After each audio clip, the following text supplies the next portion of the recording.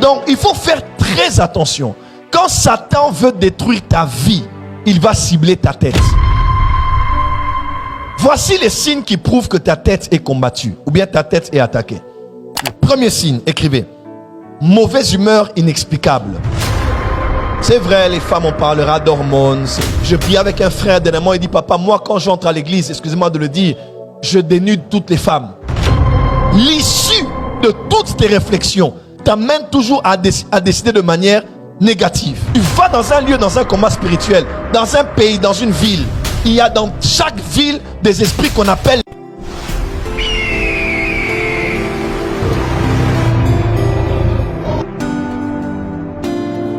Alors, je me suis un peu posé la question, je méditais l'histoire du rêve du panetier. Genèse 40, verset 16. Le chef de panetier, voyant que Joseph avait donné une explication favorable, dit, voici, il y avait aussi dans mon songe 3 corbeilles de pain blanc sur ma tête. 3 corbeilles de pain blanc sur ma tête. 3 corbeilles de pain blanc sur ma tête. Verset 17. À la corbeille la plus élevée, dont il y avait 3 corbeilles de pain blanc sur sa tête, on dit, il y avait pour Pharaon des mets de toute espèce cuits au four, et les oiseaux les mangeaient dans la corbeille au-dessus de ma tête. Les oiseaux mangeaient ce qu'il y avait dans la corbeille au-dessus de ma tête. Verset 19. Joseph, en interprétant le rêve, a dit, encore 3 jours et Pharaon, 3 corbeilles, 3 jours. Voilà l'interprétation. Encore 3 jours et Pharaon enlèvera ta tête de dessus de toi. Donc, les oiseaux ne mangeaient pas la tête, mais mangeaient ce qu'il y avait sur la tête dans la corbeille. Quelqu'un me suit? Et on dit, il enlèvera ta tête au-dessus de toi, te fera pendre à un bois et les oiseaux mangeront ta chair. Dans l'art d'interpréter les rêves, il faut beaucoup étudier cette interprétation parce que dans les symboles, des fois, ça peut même pas avoir un lien. On voit 7 vaches grasses, 7 vaches maigres. Les vaches, on parle des années. Les corbeilles, on parle des jours. Quelqu'un m'entend? Les vaches, on parle des années. Les corbeilles, on parle des jours. 7 ans, 7 jours. Et on dit, quand les oiseaux venaient, ils picotaient, ils mangeaient ce qu'il y avait dans la corbeille la plus élevée. Et Joseph a interprété en disant, ce n'est pas ta tête qu'on a touché, mais parce qu'on a touché ce qui a touché ta tête. Ça veut dire que on va arracher ta tête. Quelqu'un me suit? On va faire quoi? On va arracher ta tête. Et ça va se passer, et ça s'est passé exactement comme Joseph avait prédit cela. Dis à ton voisin, fais attention aux rêves dans lesquels tu vois des mouvements sur ta tête. De là pourquoi je lève ma main en ta direction, pas ta tête, pas ton sang. Amen. Je dis ta tête ne tombera pas. Yes. Donnez-moi l'occasion rapidement, j'ai beaucoup de choses à dire mais je dois aller dans les cheveux. Donnez-moi l'occasion de vous dire certaines choses ici qui sont importantes. Lorsque vous êtes combattu, le combat que vous faites, c'est avec un être stratège. Quand on parle de Éphésiens 6, afin de résister contre les ruses de l'ennemi, quand on parle des ruses, le mot ruse en grec dans Éphésiens 6, ça veut dire stratégie militaire ou stratégie de combat. Quand on parle de ruse, ce n'est pas que malice. Quand on parle de ruse, on parle de stratégie militaire, réfléchie, planifiée, établie. L'ennemi avec lequel nous combattons n'est pas un petit enfant. Je vous ai dit ici mardi, dimanche, il a plus de 6 000 ans d'existence. Il a 6 000 ans sur la terre. Toi, tu n'as que 40 ans, 50 ans, 60 ans, 20 ans, 18 ans, 19 ans. Mais lui, qu'est-ce qu'il a? Lui, il a 6 000 ans. Tu peux dire que tu es né en Dieu, tu existes depuis l'éternité, certes. Mais sur l'expérience de la vie sur la terre, le diable a plus d'expérience que toi. Il a été dans plusieurs nations, il a connu plusieurs cultures, il a fréquenté plusieurs royaumes et empires, il a été devant plusieurs femmes, plusieurs hommes, il a fréquenté beaucoup de foyers, des serviteurs et des servants de Dieu. Ce n'est pas un petit enfant. Lorsqu'il te combat, il a des stratégies qu'il a établies. Il a des plans et des attaques. Quand Satan attaque, il n'attaque pas par hasard. Voilà pourquoi même les armes que nous portons, c'est en fonction, comment? C'est en fonction des lieux où on peut être attaqué. Premièrement, on a le bouclier de la foi. Et le bouclier, autrefois, allait vraiment du niveau de la tête jusqu'au niveau des cuisses, au bas des cuisses. On parle du casque du salut pour protéger là.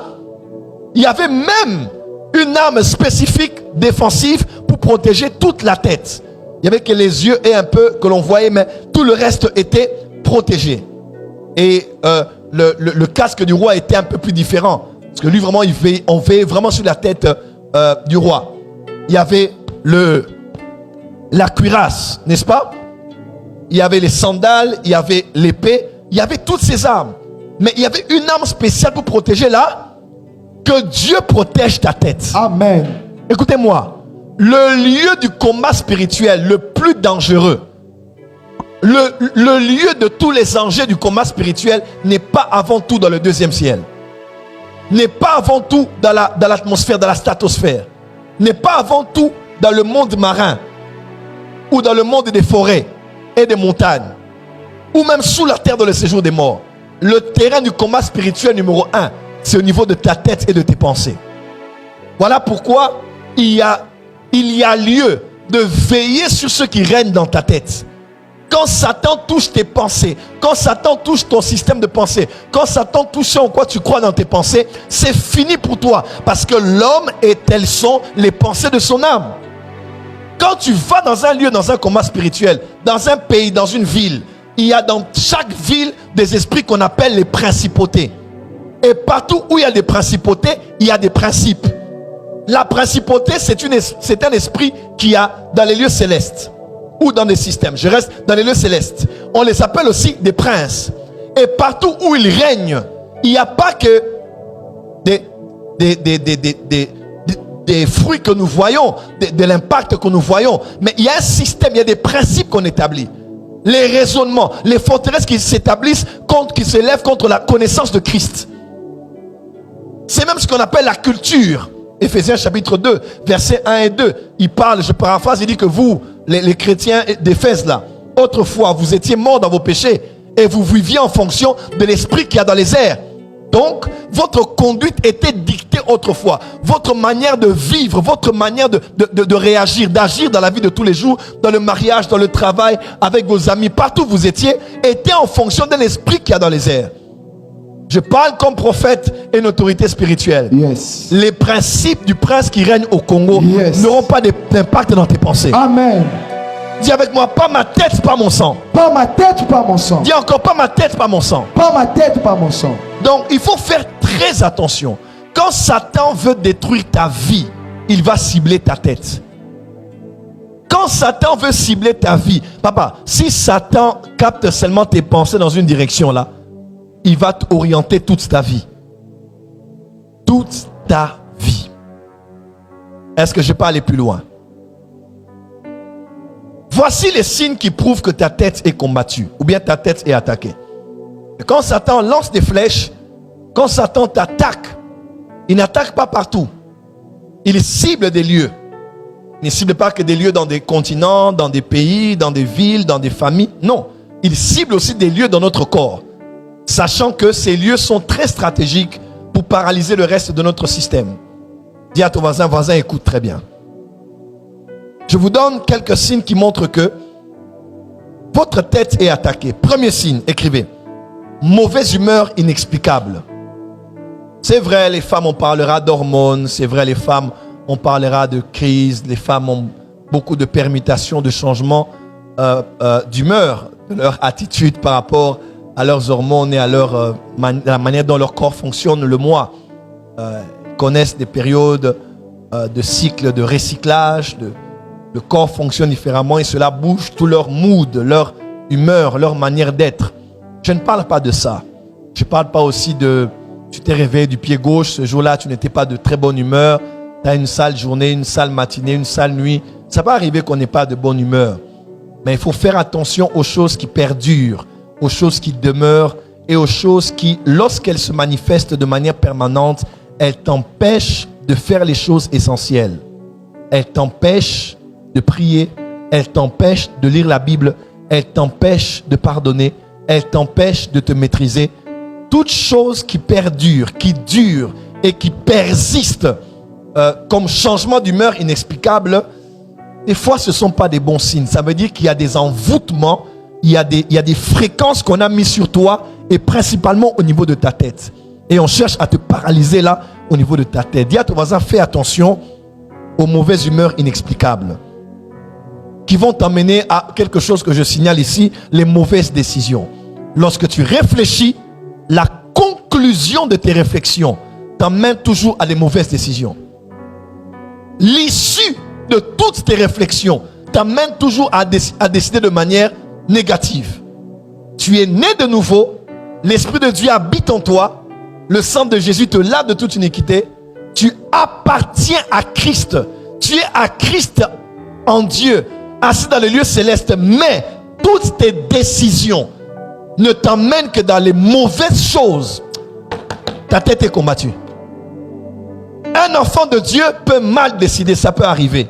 Mais quand sur 10 fois, 9 fois, tes réflexions sont toujours à gauche, tes raisonnements sont toujours à gauche.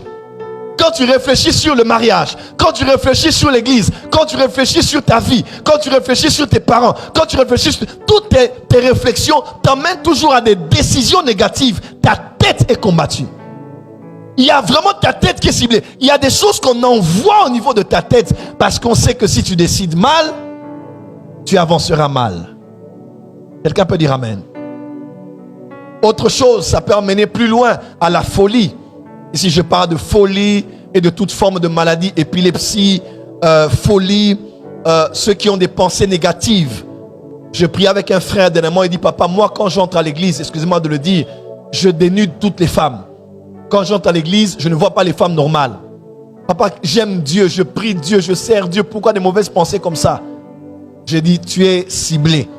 Il doit avoir des sources. Quand tu as demandé pardon à Dieu, quand tu as prié, quand tu as jeûné, quand tu as prié, ça veut dire que tu as vaincu cela, mais il y a une puissance supérieure à toi qui n'est pas loin.